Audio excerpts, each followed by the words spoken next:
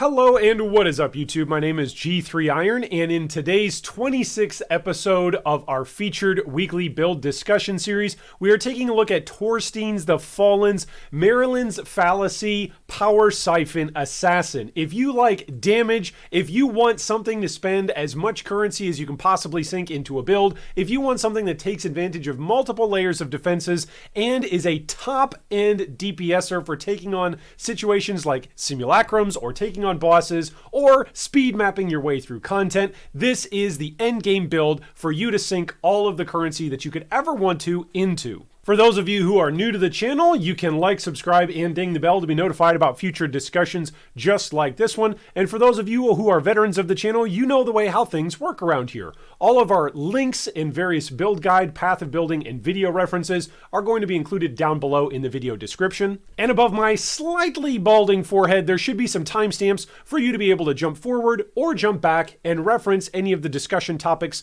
that we feature in today's build. So the first thing that I have to say about this build is that this is not a beginner's build, and Torstein goes out of the way to make sure that we all recognize this. This is not beginner friendly, and this is why at this point in the life cycle of the League of Delirium, I am featuring this build. I'm not going to feature this for any particular league starters. If you wanted to league start this, you could try, but it's not going to be in my recommendation, and it's not going to be in Torstein's recommendation for a league starter. This is a build that requires a ton of currency to get up and running, and it requires some very specific gearing choices for you to push it to its ultimate endgame state. A couple of notes about TorsteinTheFallen's builds. He does a great job in his organization and layout for presenting exactly the choices that he's made for whatever build he's putting out, and this particular build guide is no exception to that. From the very get-go, he says, this is a power siphon wander based around Marylene's Fallacy amulet. Marylene's Fallacy is a double-edged amulet in that it has both crit multi at a very, very high amount,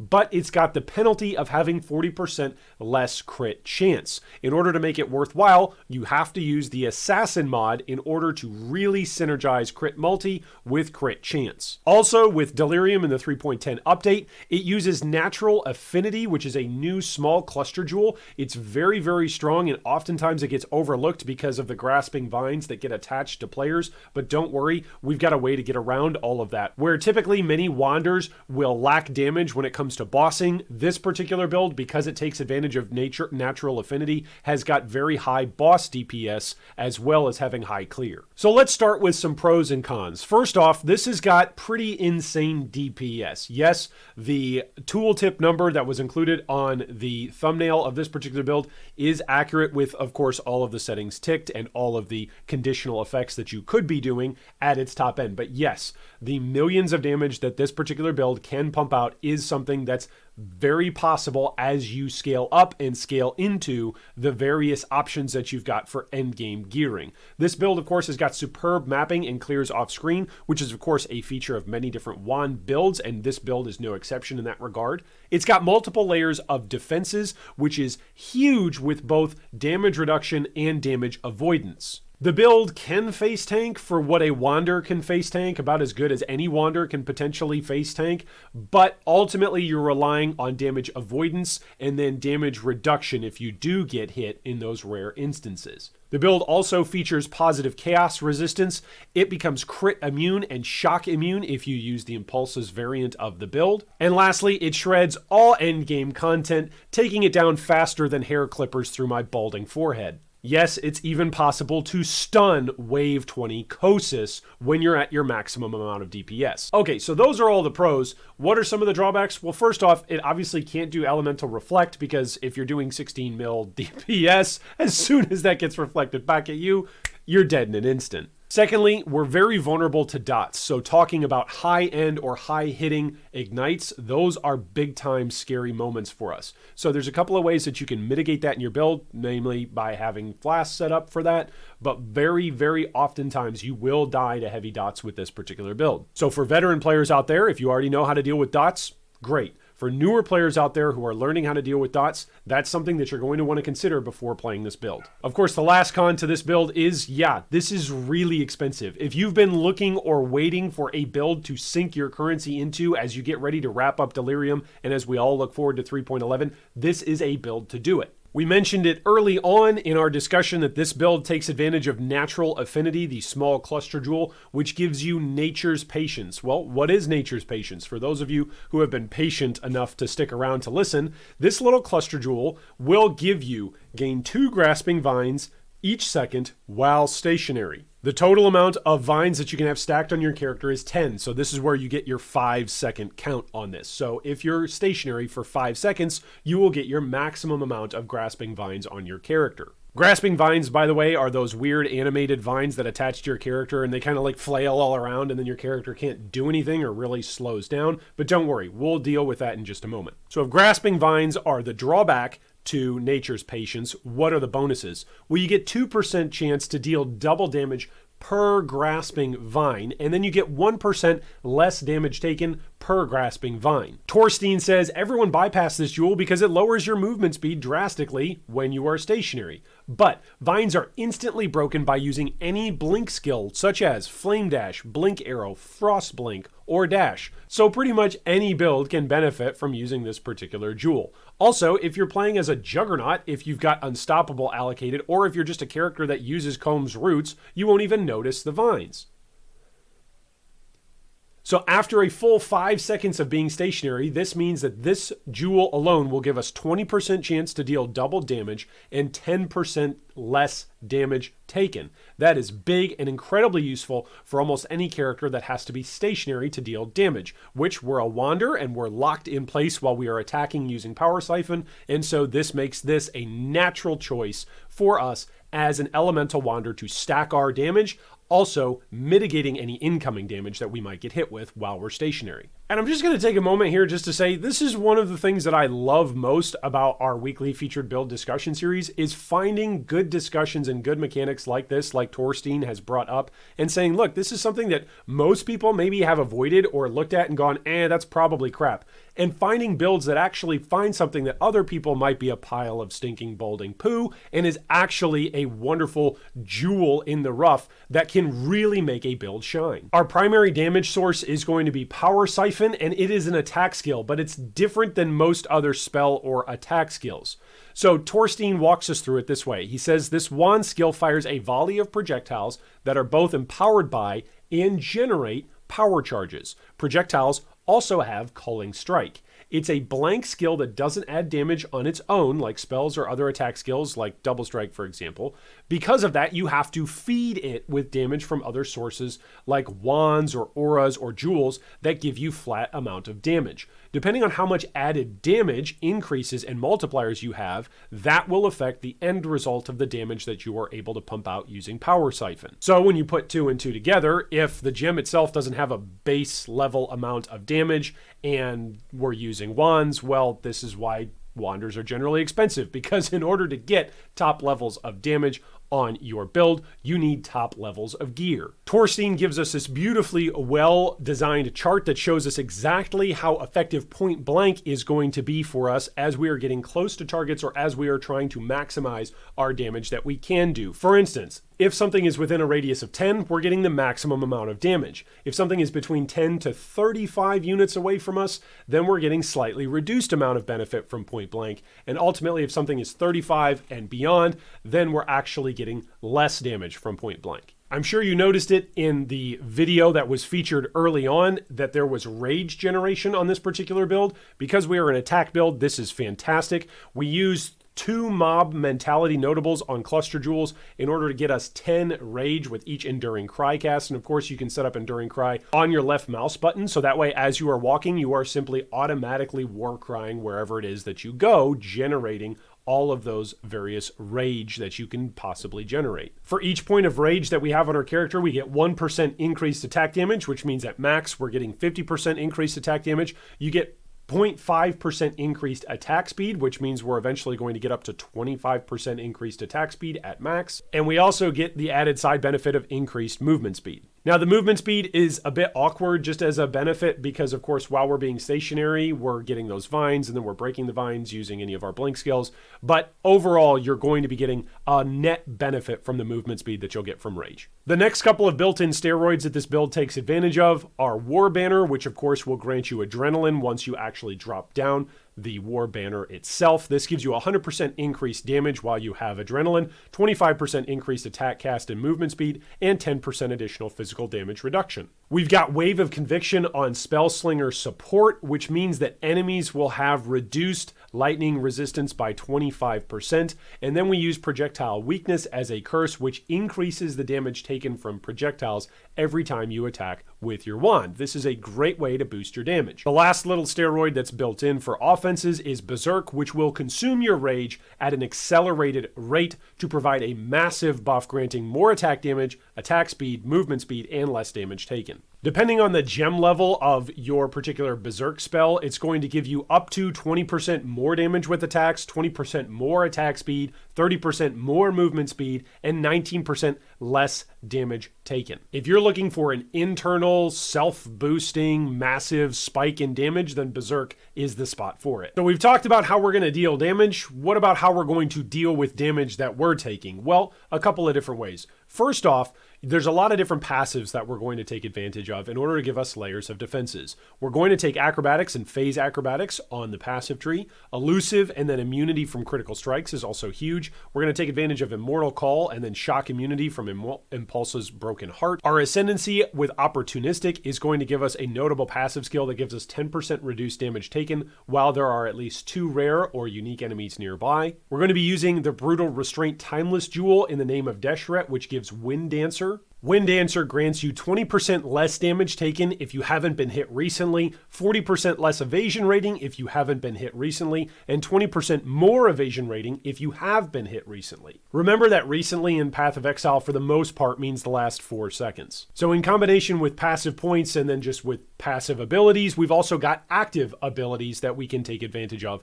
to keep ourselves alive, including Vol Grace, a Quartz Flask, Fortify, regular endurance charges, and then 10% reduced physical damage taken from the adrenaline buff that comes off of War Banner. You won't have that up all of the time, but it's nice for when you're bossing. And then a positive amount of chaos damage resistance, meaning that you won't simply instantly evaporate your health pool because you accidentally stepped on a caustic ground. Vines actually help us in this regard because vines do reduce the amount of damage that we take, and then Berserk as well stacks on top of that. If you want to see something truly impressive and understand exactly how it is that Torstein took on and took himself through 3 out of 5 Cirrus Awakener level 8 die beams, well, it's because all of his various defensive mechanisms kicked in, which allowed him to survive, except for Fortify. So it's quite interesting to see how this particular build, with the amount of health pool that it's got, can actually take on Cirrus at Awakener level 8 and survive getting hit. Torstein gives us the breakdown on items and gives us a warning that this is not a build that you can simply throw on a couple of items and call it a day. If you want to min-max this build,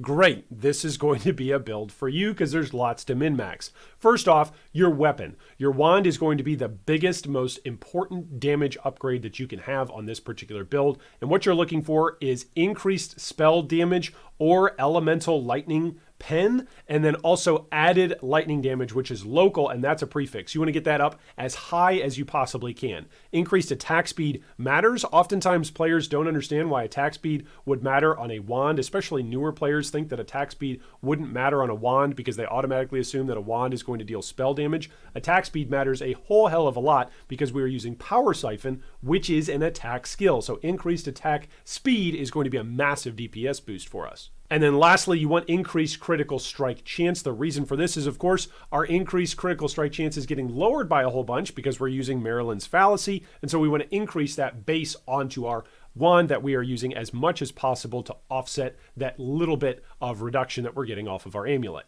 In your offhand slot, you want to get a shield that's got as much increased spell damage as possible, as much life as possible, maybe some resistances depending on how you're looking on the rest of your gear, and then of course a free open slot for you to be able to craft chance to deal double damage. Impulses is the budget version of a chess piece for this particular build, but it's also very, very good. Saying it's budget really isn't very friendly to exactly how this build is set up. Impulses is very, very strong for this particular build. You can play with Impulses and fill out the rest of your gear, and you're going to be happy with the build. If you want to increase your damage or increase your quality of life, then you're going to move on from Impulses to a rare Crusader Hunter or Crusader Elder chess piece. Torstein gives us this as an example, this Oblivion Carapace Astral Plate, which gives us elemental resistances on our implicit. It also gives us base critical strike chance, and then enemies you kill explode. Of course, that already comes as a mod on Impulsas, so this is why if you want to upgrade from Impulsas, this is going to be a much more expensive option for you. But again, if you're looking to min-max the hell out of the build, then there's options for you to do so. Crown of the Inward Eye with Berserk increased buff effect as a lab enchant is going to be your best in-slot helmet for your damage. Torstein recommends either getting Berserk with increased buff effect, Power Siphon fires 2 additional projectiles, Power Siphon has 15% increased attack speed, or Blood Rage gives an additional 12% attack speed as various lab enchants for you to aim for on your Crown of the Inward Eye. In the amulet slot is of course the namesake of the build, the Marylene's Fallacy, which is going to give you as much global critical strike multiplier as you can possibly afford on the build, and then your critical strikes have culling strike. The last piece of gear that we're going to talk about is of course Hunter influenced boots, which have Tailwind if you have dealt a critical strike recently. If you can have Tailwind, why wouldn't you get Tailwind? If you're dealing critical strikes and you don't have a required unique in slot for your boots, you should be using Tailwind. Why? Why, Iron? Why would you get Tailwind? Simply put, it makes you faster. It gives you 10% increased action speed for 4 seconds. This is Tailwind. It's amazing. There's an entire Ascendancy. It's called the Deadeye that's built around having Tailwind, and you can get it on boots. It's insane. Oh, but Iron, what's action speed? Is that even good? Yes, action speed is amazing. It describes everything from moving, attacking, casting, placing totems, traps, using mines, etc. Movement speed, attack speed, cast speed, placement speed, throwing speed. All of those things are affected by action speed, which means for our build, we're going to have increased movement speed, increased attack speed, increased cast speed. Those are all things that we want to boost in order to give us better defensive mobility and offensive output. And you can get all of that, like what the Deadeye says, hi, I'm an Ascendancy, I'm an entire Ascendancy, and I give you Tailwind. Like, we can get that on boots now. Just do yourself a favor. Get yourself some Tailwind on crit boots, and go have a blast. For your Ascendancy options, you're going to want to take Opportunistic first. It gives you 20% increased movement speed if you've killed recently. That'll help you as you progress throughout the 10-act story campaign. It also gives you damage from your critical strikes cannot be reflected, which is nice in case you do bump into a monster here or there as you're leveling that's got some form of thorns on it. Then it's got damage reduction built into it, as well as more damage when there's rare or unique enemies nearby, which is quite helpful as you're taking on bosses throughout the 10-act story campaign. Mistwalker is going to be your second Ascendancy. This gives you 50% chance to gain Elusive on critical strike. Elusive itself initially grants you 15% chance to dodge, spell, or attack hits, and gives you 30% increased movement speed. The buff actually reduces its effect over time, but the more times you deal critical strikes, the more chances you're going to have to refresh that Elusive, giving it back up to its maximum amount of effectiveness. Then Mistwalker gives you increased bonus effects if you've got Elusive, such as 15% increased attack and cast speed and 8% additional reduced damage while Elusive. Then it also gives you 25% increased Elusive effect, and you take no extra damage from critical strikes while Elusive. For your third Ascendancy option, you're going to grab Unstable Fusion, which gives you 10% chance to gain a power charge on critical strike and 20% chance to gain a power charge on non-crit, and then +1 to maximum power charges. For your Uber Ascendancy, fourth and final, you're going to grab Deadly Infusion, which gives you 8% to critical strike multiplier per power charge, and then +2% critical strike chance while at maximum power charges, with 10% increased movement speed while at maximum charges, and 10% increased movement speed while at maximum power charges. This is one of the reasons why you see characters who are Wanderers, who are Assassins, flying through maps at the speed at which they do. They simply have tons of different layers of increased movement speed. Between Tailwind, between Elusive, between bonus Elusive effects and Adrenaline, there's all kinds of quality of life movement speed built in to this particular build. Torstein's recommended passive tree is pretty thin and stretched out, but so are most Wanderers, so that's not a shock there. In terms of grabbing damage, we're going to go up all the way to the top of the tree to grab the entire Wand node and Power Charge node. That is massive to grab Elder Power. It's a ton of damage for us up there in that entire wheel. In terms of survivability, for the most part, we're just going to grab increases in life as we can as we're traveling to grab various important damage nodes or various important evasion nodes. Herbalism is, of course, a great spot along the way as we're traveling down to the southern part of our tree. And we mentioned it earlier that point blank is a necessity for this particular build for increasing our damage. That's one of those long keystones that you're going to want to travel to because it's a big increase in damage. But overall, this is a rather thin and stretched tree. And in the center of it all is, of course, going to be acrobatics and phase acrobatics. It's going to be massive for you to have the most amount of dodge chance that you can have in combination